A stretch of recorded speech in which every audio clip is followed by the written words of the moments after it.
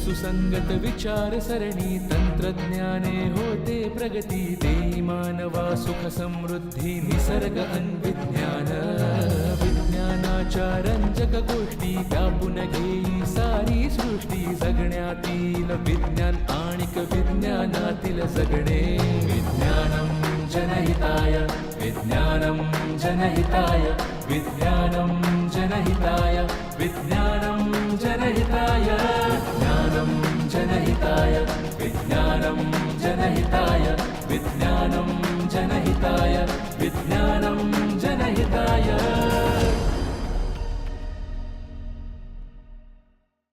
नमस्कार. सह्याद्री वाहिनीच्या विज्ञानम जनहिताय या अत्यंत उपयुक्त कार्यक्रमात मला आज सह्याद्री वाहिनीनं बोलवलं, त्यासाठी सर्वप्रथम सह्याद्री वाहिनीचे आभार. मी चंद्रकांत पाटणकर, सूक्ष्मजीवशास्त्र अर्थातच मायक्रोबायोलॉजी या विषयाचा विद्यार्थी आणि माजी प्राध्यापक देखील. आजचा आपला विषय आहे ह्यूमन मायक्रोबायोम. आता हे नाव काही जणांनी नक्की ऐकलेलं असेल. ह्यूमन म्हणजे माणसाशी संबंधित, हे तर नक्कीच आहे.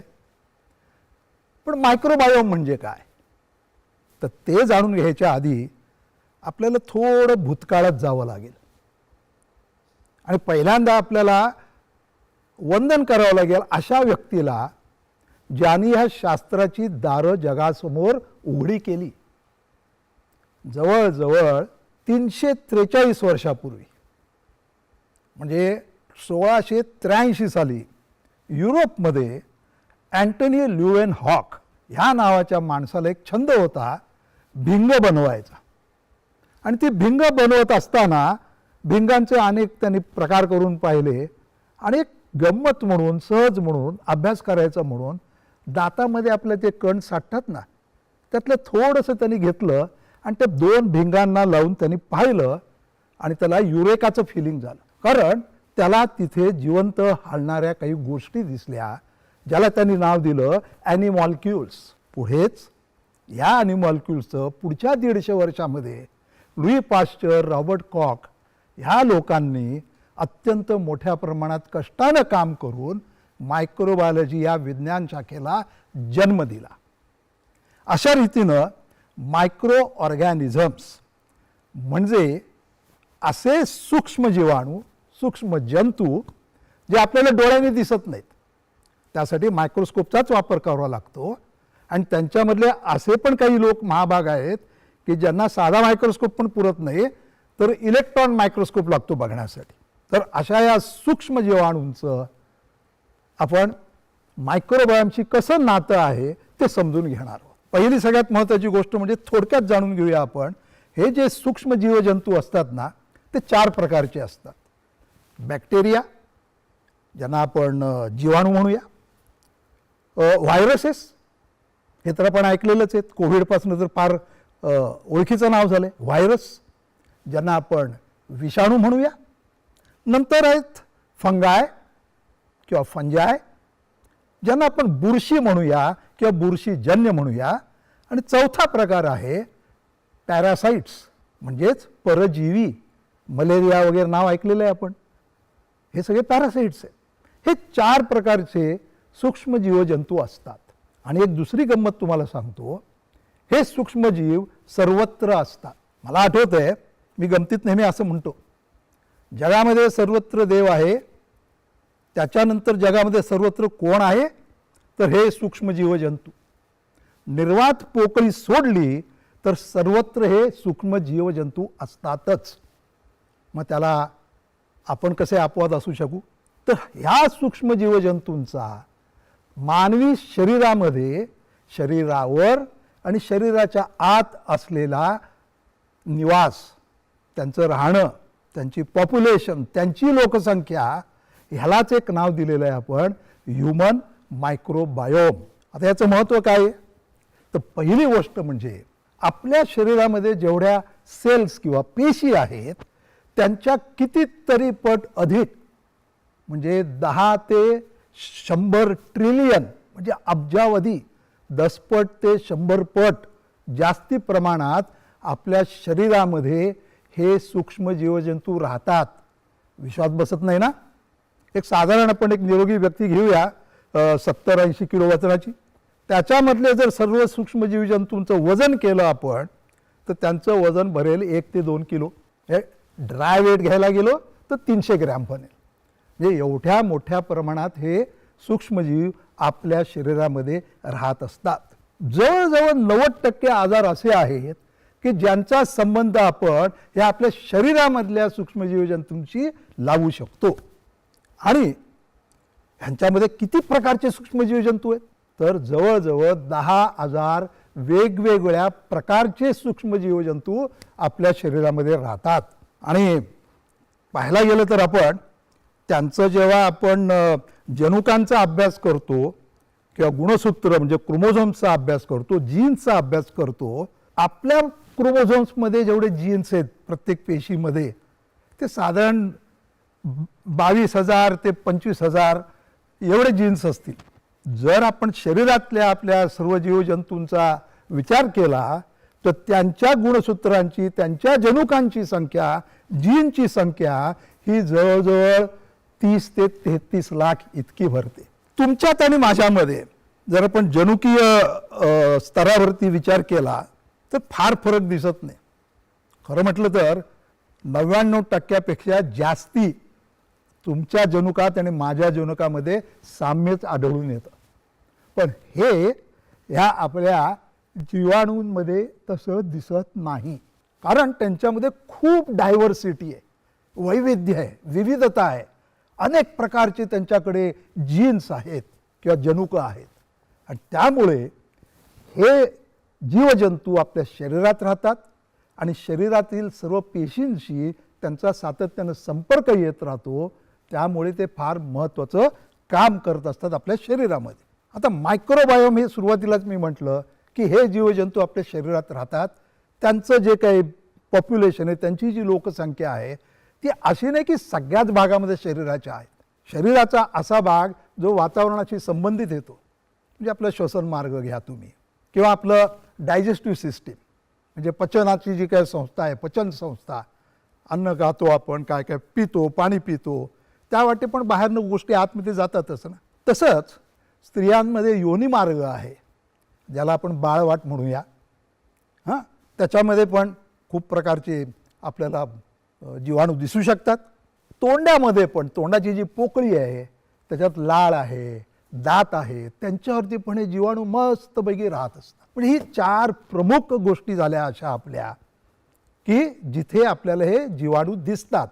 आणि एक गोष्ट राहते ती म्हणजे आपला घसा, रेस्पिरेटरी ट्रॅक्ट, श्वसन संस्था. आपण जी हवा आत घेतो त्या हवेबरोबर हवेतले जीवजंतू पण आपल्या आत लंग्सपर्यंत पोचू शकतात, फुफ्फुसापर्यंत. त्यामुळे तिकडे पण आपल्याला काही प्रमाणामध्ये तरी जीवजंतू हे दिसू शकतात. हे झालं मायक्रोबायोम किंवा ही झाली संज्ञा कोणत्या प्रकारचे जीवजंतू राहतात त्या संबंधी.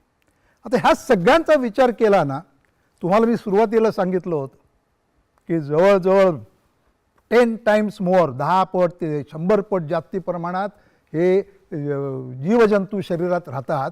पण त्यातले जास्तीत जास्त नंबर जो असतो तो असतो आपल्या गटमध्ये. आता गट म्हणजे काय? गट म्हणजे आपल्या तोंडापासून ते शेवटापर्यंत जी एक नलिका जाते, अन्न नलिका, नंतर जठर येतं, नंतर आपली इंटेस्टाईन्स येतात, लहान आतडं, मोठं आतडं येतं, नंतर रेक्टम येतं, नाही मलाशय म्हणतो आपण त्याला, आणि नंतर एक्झिट येतो. ह्यांना आपण म्हणतो गट म्हणतो. ह्या गटमध्ये सर्वात जास्ती प्रमाणामध्ये हे जीवजंतू आढळतात. आणि ह्या जीवजंतूंमध्ये महत्त्वाचा सहभाग असतो तो बॅक्टेरियांचा, जीवाणूंचा. त्यामुळे आपण जे काही आज ध्यान देणार आहोत की ह्युमन मायक्रोबायोम, त्याच्यामध्ये आपण जास्ती ध्यान देणार आहोत ते अशा गटमध्ये राहणाऱ्या मायक्रोबायोमचं, गटमध्ये राहणाऱ्या जीवाणूंविषयी. इथे पण एक गंमतशीर गोष्ट आहे. जसं आपण त्या अन्ननलिकेकडनं, तोंडावाटे अन्ननलिकेकडनं स्टमक, जठर, नंतर आपण स्मॉल इंटेस्टाईन, लहान आतडं, नंतर मोठं आतडं, आणि नंतर ते मलाशय, असा जेव्हा प्रवास करतो असं लक्षात येतं की अन्ननलिका घ्या किंवा जठर घ्या किंवा स्मॉल इंटेस्टाईन घ्या, त्यांच्यामधल्या जीवाणूंची संख्या ही बऱ्यापैकी कमी असते, परंतु मोठ्या आतड्यामध्ये मात्र त्यांची संख्या प्रचंड जास्ती असते. म्हणजे गट मायक्रोबायोमचा आपण जेव्हा विचार करतो तेव्हा आपण लहान आणि मोठ्या आतड्यांमधील बॅक्टेरियाचा विचार जास्ती करणार आहोत, आणि त्यांचं काम काय आहे ते पण आपण बघणार आहोत. आता इथे तुम्ही पाहाल की इथे दाखवलेलं आहे आपल्याला गट म्हणजे काय. गटचे भाग दाखवलेले आहेत, त्याला म्हणतात फोरगट, मिडगट, हाइंडगट. फोरगटमध्ये आहे अन्ननलिका म्हणजे इसोफेगस, जठर म्हणजे स्टमक, आणि लहान आतड्याचा पहिला भाग डिओडेनम. मिडगट म्हणजे मधला भाग आहे गटचा, त्याच्यामध्ये आहे लहान आतड्याचा बाकीचा भाग, मोठ्या आतड्याचा पहिला भाग, आणि हाइंडगटमध्ये मोठ्या आतड्याचा उर्वरित भाग आणि अर्थातच रेक्टम किंवा मलाशय. ही साधारण एक ॲनाटॉमिकल शरीरशास्त्रीय दृष्टीने केलेली विभागणी आपण समजून घेऊया. आणि ह्याच्यामध्ये ह्या गटमध्ये हे अनंत प्रकारचे जीवाणू आपल्याला दिसून येतात. विज्ञानम जनहिताय. गट मायक्रोबायोममध्ये कोण कोण येतं, तर 3 प्रकारचे त्यांचे वर्ग, क्लासेस आपण समजून चालूया. फर्मिक्यूट्स, बॅक्टेरायडेटिस आणि प्रोटिओबॅक्टेरिया. ही नावं जरा आपल्याला जिभेला अडचणीत आणणारी आहेत बोलताना, पण हळूहळू लक्षात येईल आपल्याला. फर्मिक्यूट्स, बॅक्टेरायडेटिस आणि प्रोटिओबॅक्टेरिया. या फर्मिक्यूट्समध्ये लॅक्टोबॅसिलाई दिसतात आपल्याला क्लॉस्ट्रिडिया दिसतात, आणि फिकॅली बॅक्टेरियम हे पण दिसतात. त्यांच्याशिवाय अनंत आहेतच. एक उदाहरण म्हणून आपण काही इथे नावं घेत आहोत प्रकारची. बॅक्टेरॉयडेटिसमध्ये बॅक्टेरॉइड्स आहेत, पर्वोटेला आहेत आणि पॉर्फायरोमोनास आहेत. आणि प्रोटिओबॅक्टेरियामध्ये ई कोलाय, जे नाव आपण खूप वेळा ऐकतो युरिनरी ट्रॅक इन्फेक्शनमध्ये, आपल्याला ई कोलाय इन्फेक्शन हे कॉमनली दिसतं. ई कोलाय आहे, क्लेप्सिएला आहे आणि कंपायलोबॅक्टर आहे. तर मित्र हो, आपण असं पाहिलं की गट मायक्रोबायोम आहे, त्याच्यात अनंत प्रकारचे जीवाणू आहेत. हे जीवाणू 2 प्रकारचे आपण समजून चालूया. Good bacteria, bad bacteria. उपयुक्त, आपल्याला मदत करणारे बॅक्टेरिया आणि अपायकारक, त्रास देणारे बॅक्टेरिया, असे 2 सरळ विभाग करूया. आणि हे जे बॅक्टेरिया असतात ना, हे बॅक्टेरिया जगतात जास्ती करून ते आपल्या खाण्यामध्ये जी तंतुखाद्य किंवा फायबर्स येतात त्याच्यामधल्या कार्बोहायड्रेटच्या जोरावर, कर्बोदक पदार्थांच्या जीवावर ते जगत असतात. हे फार महत्त्वाचं आहे लक्षात ठेवण्यासाठी. कसं ते बघा. आता इथे तुम्हाला दिसेल या कर्बोदकांची किंवा कार्बोहायड्रेटचं एक क्लासिफिकेशन आहे, मोठा वर्ग दिला आहे. त्याच्यामध्ये सिम्पल शुगर म्हणून एक लिहिलेलं आहे बघा त्याच्यामध्ये. म्हणजे ज्याच्यामध्ये लॅक्टोज येते जी दुधामध्ये असते, माल्टोज, सुक्रोज जे आपण नेहमी नित्य साखर खातो ती, फ्रुक्टोज, गॅलॅक्टोज, ग्लुकोज वगैरे. आणि नंतर तुम्ही खालच्या बाजूला बघाल तर ऑलिगोसॅकराइड्स आणि कॉम्प्लेक्स कार्बोहायड्रेट असं म्हटलेलं आहे. हे पदार्थ पचवायला आपल्याला भयंकर कठीण असतात. खास करून सेल्युलोज किंवा लिग्निन असे जे पदार्थ येतात आपल्या खाण्यामध्ये, जे वनस्पती ज्या आपण खातो, प्लांट्स वगैरे आपण जी खातो, फळं वगैरे खातो, त्यांच्यामार्फत येतात. ही आपण पचवूच शकत नाही, आपल्याकडे ती क्षमताच नसते. परंतु हे जे बॅक्टेरिया जे सांगितले गुड बॅक्टेरिया, त्या गुड बॅक्टेरियासाठी हे कॉम्प्लेक्स कार्बोहायड्रेट्स फार महत्त्वाचे आहेत. आता आपण पुढे जाऊया. इथे तुम्हाला दिसेल की नॉर्मली सहसा काय होतं, निरोगी व्यक्तीमध्ये एक प्रकारचा बॅलन्स असतो की गुड बॅक्टेरिया आणि बॅड बॅक्टेरिया, संतुलन असतं त्यांच्यामध्ये जे जे विविध प्रकार आहेत त्यांच्यामध्ये पण संतुलन असतं. हे संतुलन जेव्हा बिघडतं तेव्हा आपल्याला काही प्रॉब्लेम्सला सुरुवात होते, त्रासाला सुरुवात होते. हे जे संतुलन असतं त्याला युबायोसिस म्हणतात आणि बिघडलेल्या संतुलनाला डिसबायोसिस म्हणतात. आणि असं आढळून आलेलं आहे की अनेक प्रकारच्या आजारांमध्ये, अगदी मानसिक रुग्णांचा आजार, डिप्रेशन, एन्झायटी जरी घेतली आपण, त्यांच्यामध्ये पण त्यांच्या गट मायक्रोबायोममध्ये डिसबायोसिस दिसून आलेलं आहे. आणि हेच डायबिटीसच्या बाबतीत सत्य आहे, हेच स्थूलपणा किंवा ओबेसिटीच्या बाबतीत पण सत्य आहे. आता आपण बघूया की ह्या मायक्रोबायोमची चर्चा गेली 30-40 वर्ष काय एवढी होती आहे, असं काय कारण आहे त्याच्यामध्ये? त्याला कारण पण आहे. गेली अनेक वर्ष आपण समजत होतो की जे काही आजार बिजार होतात आपल्याला, टायफॉईड म्हणा, कॉलरा म्हणा, आत्ता येऊन गेलेलं कोविड म्हणा, हे सगळे ह्या सूक्ष्मजीवांमुळे होतात. म्हणजे सूक्ष्मजीव म्हणजे नको नको मला ते सूक्ष्मजीव, अशी साधारण भावना होती आणि ती सायंटिफिक कम्युनिटीमध्ये पण सुरुवातीच्या काळात होती. हळूहळू असं नंतर लक्षात आलं की नाही नाही, हे काय बरोबर नाही आहे. आपल्या सूक्ष्मजीवांचं शरीरात नक्की काहीतरी काम असणार आहे. त्याशिवाय काय आपल्या पोटात म्हणजेच इंटेस्टाईन्समध्ये, आतड्यांमध्ये एवढ्या प्रमाणामध्ये ते राहतात, स्किनवरती राहतात, आपल्या त्वचेवरती राहतात, काहीतरी कारण असलं पाहिजे. ह्याच्यासाठी 2007-08च्या सुमारामध्ये अमेरिका आणि युरोपमध्ये एक ह्युमन मायक्रोबायोम प्रोजेक्ट सुरू करण्यात आला. नवीन तंत्रज्ञान तोपर्यंत आलेलं होतं ह्युमन जिनोम प्रोजेक्टमुळे. त्या नवीन तंत्रज्ञानाचा वापर करून लोकांनी आपल्या ह्युमन मायक्रोबायोममध्ये गट मायक्रोबायोमचा सविस्तर अभ्यास केला. आणि मग असं लक्षात आलं की आजारी व्यक्ती आणि निरोगी व्यक्ती त्यांचा गट मायक्रोबायोममध्ये फरक असतो आणि आजारी व्यक्तीचा गट मायक्रोबायोम बदलू शकतो, तर आजारावर नियंत्रणही आणता येईल. हे प्रयोगांती स्पष्टपण झालं. त्यामुळंच मायक्रोबायोमवरती, गट मायक्रोबायोमवरती जगभर चर्चा होत आहे. नंतरचा एक प्रश्न असा येतो की तुम्ही असं म्हणता की गट मायक्रोबायोमचा परिणाम होतो, मग पचनावर परिणाम होतो का, आपल्या वजनावर परिणाम होतो का, आपल्या ऊर्जा निर्मितीवर, एनर्जी निर्मितीवरती काही परिणाम होतो का? नक्कीच होतो. कारण आपल्याला बघा नेहमी येणारे आजार पचनाचे कुठले, तर शौचाला व्यवस्थित न होणं, रेग्युलर न होणं, नियमित न होणं, कॉन्स्टिपेशन, बद्धकोष्ठ म्हणतो ना आपण, किंवा पोटामध्ये गॅस येणं, गुडगुड होणं, असे अनेक साधे आजार पण पोटाचे आहेत. आणि खूप गंभीर आजार पण आहेत ज्यांची नावं IBS वगैरे सारखी आहेत, ओके, क्रॉन्स डिसीज वगैरे. तर इथे पचनाच्या बाबतीमध्ये हा गट मायक्रोबायोम काय करतो, तर पहिली गोष्ट आपल्याला न पचता येणाऱ्या, आपण पचवू न शकणाऱ्या वनस्पतीजन्य तंतूंचं ते विघटन करतात. आणि अत्यंत महत्त्वाची गोष्ट, आपल्याला उपयुक्त असे पदार्थ त्याच्यातून बनवतात. काही व्हिटॅमिन्स ते बनवतात, व्हिटॅमिन B ची काही सिरीज आहे, व्हिटॅमिन K ते बनवतात आणि पित्तावरती पण आपल्या काम करतात. वजनाच्या बाबतीत बोलायचं झालं तर हे जे नवीन पदार्थ बनवतात गट मायक्रोबायोम त्या तंतुमय पदार्थांपासून, त्याच्यामुळे आपल्याला भूक लागायची भावना कमी होते. तसंच आपलं पोट लवकर भरल्याची भावना होते. हे फार महत्त्वाचं आहे. सटायटी म्हणतात त्याला, पोट लवकर भरलं जातं. त्यामुळे आपण कमी जेवतो. कमी जेवल्यामुळे आपोआपच आपलं वजन कमी करायला मदत होते. ह्याला पण कारण एक आहे, आपलं गट म्हणजे आपली जी काही संस्था आहे जी इंटेस्टाईनची वगैरे, ती आणि आपला मेंदू ब्रेन ह्यांच्यामध्ये कायम संवाद चालू असतो. त्याला गट ब्रेन ॲक्सिस म्हणतात. खरं तर आपल्या गटमध्ये असलेली जी काही मज्जातंतूंची यंत्रणा आहे त्याला दुसरा मेंदू असंही म्हटलं जातं.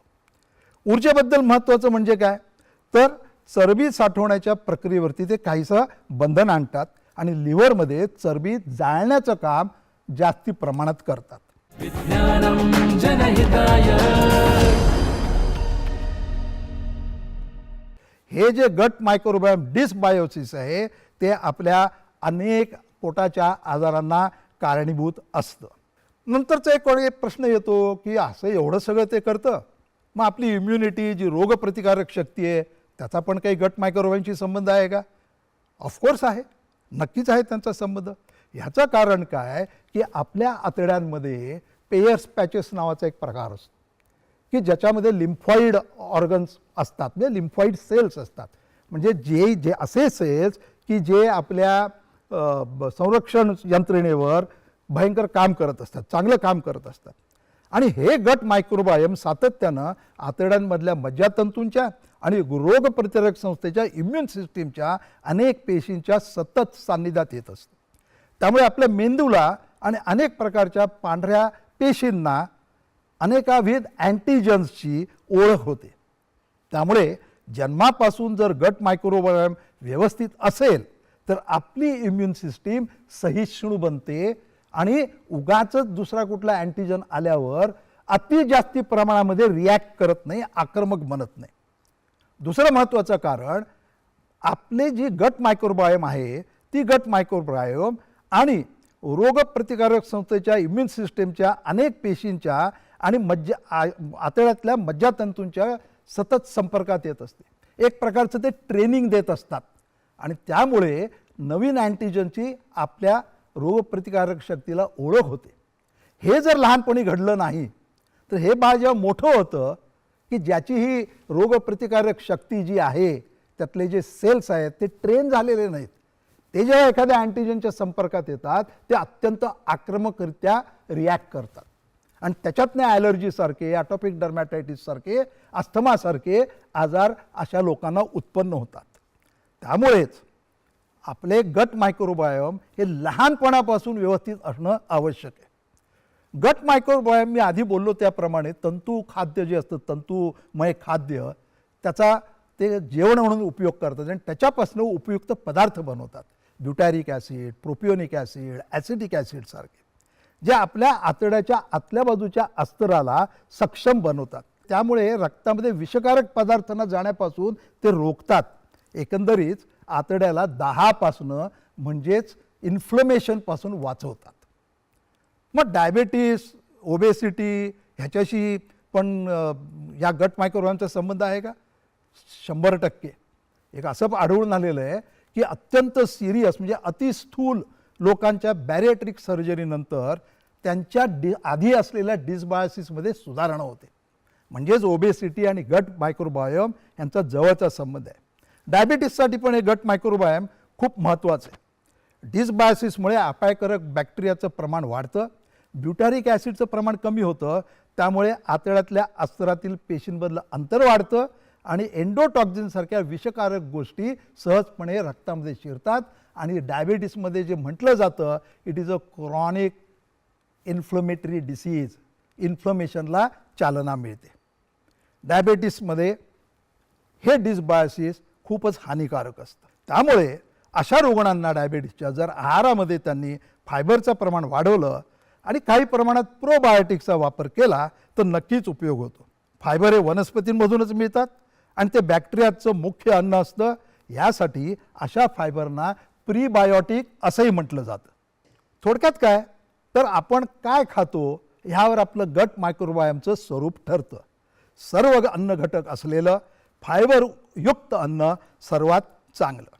आपण सर्वसाधारण माणसं म्हणून काय करू शकतो आपण तर त्याच्यासाठी आपल्याला एक करणं आवश्यक आहे की आपण आपल्या आहारावरती ध्यान देणं हे सगळ्यात महत्त्वाचं आहे. कारण जर आहार व्यवस्थित असेल तर आपलं गट मायक्रोबायोम व्यवस्थित राहू शकतं. त्यासाठी सामान्य उपाय कुठले आपण वापरू शकतो? नियमित योग्य आहार हे सगळ्यात सोपं उत्तर. दररोजच्या जेवणामध्ये हिरव्या पालेभाज्या, टोमॅटो, मुळा, गाजर, काकडी, बीटरूट यांचा समावेश, डाळी, उसळींचा वापर करावा. रात्रीच्या जेवणात सॅलड्स भरपूर प्रमाणात असावेत. या साऱ्यामधून आपल्याला चांगल्या प्रकारचं फायबर मिळतं ज्याच्यामुळे गट मायक्रोबायोम सशक्त होतो, युबायोसिस होतं. त्याशिवाय दही, ताक हेही घ्यावं. आणि एक अगदी महत्त्वाच्या 3 गोष्टी सांगायच्या झाल्या तर, एक, पाणी दररोज 8 ते 10 पेले पाणी प्यायलाच पाहिजे. हालचाल शरीराची, नियमित चालणं आणि नियमित व्यायाम आणि जेवणामध्ये फायबरचं प्रमाण चांगलं असणं, तंतुखाद्य नियमित खाणं. मला वाटतं की हे ऐकल्यानंतर आपल्या जेवणाच्या ताटामध्ये हिरव्या पालेभाज्या, कोशिंबिरी ह्यांचं प्रमाण जास्ती दिसेल. तसंच भरड धान्याचा उपयोग आपल्या आहारामध्ये जास्ती दिसेल कारण ह्या सर्वातून आपल्याला फायबर मिळतं. परत एकदा सांगतो, त्या फायबरमुळे, त्या तंतुखाद्यामुळे आपला गट मायक्रोबायोम सशक्त होतो. गट मायक्रोबायोम ज्याचा सशक्त, ती व्यक्ती सशक्त होते, तिला शांत झोप लागू शकते आणि अनेक रोगांपासून मुक्तता मिळू शकते. धन्यवाद. मला इथे बोलवल्याबद्दल परत एकदा सह्याद्री वाहिनीचे खूप खूप आभार. धन्यवाद. नमस्कार.